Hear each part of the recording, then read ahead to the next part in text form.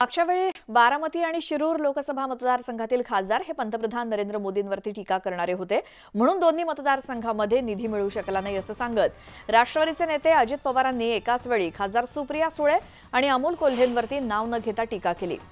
राष्ट्रवादी पक्ष आणि चिन्ह पुढे घेऊन जात असताना आपण धर्मनिरपेक्ष आहोत आणि राहणार, केवळ विकासाच्या मुद्द्यावरती भाजपसोबत गेलो असं बोलायला देखील अजित पवार विसरले नाहीत।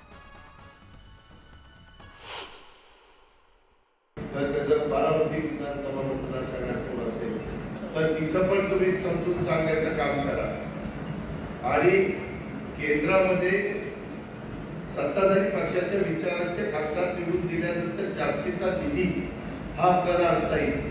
मागे काही आपल्याला शिरूर लोकसभा मतदारसंघात जास्त निधी आणता आला नाही, बारामती लोकसभा मतदारसंघात जास्त निधी आणता आला नाही, कारण उमेदवार तिथले खासदार हे मोदी साहेबांच्यावर टीका टिप्पणी करणारे होते आणि त्याच्यामुळे या समस्येला आपल्याला सगळ्यांना सामोरं जावं लागलं। त्या गोष्टीचं भान कृपया आपण सगळ्यांनी ठेवलं पाहिजे। त्या 543 खासदारांमध्ये 141 खासदार आता पहिला निवडून जाणार आहेत पुढच्या वेळेसपासून 29 पासून 543 तर निवडून जाणार, पण ऍडिशनलचे 181 ह्या महिन्यात जाणार देशात।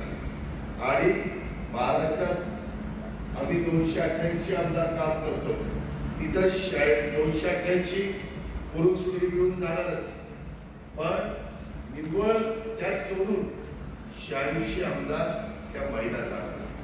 मग आता महिलांना एवढी संधी मिळते म्हटल्यावर तिथं वर्तळ किंवा तिथं वर्तळ तरी दिसावं, तिकीट मागायला कसं या 10,000 तिकीट द्या, 10,000 तिकीट द्या, मग इथं यायला काय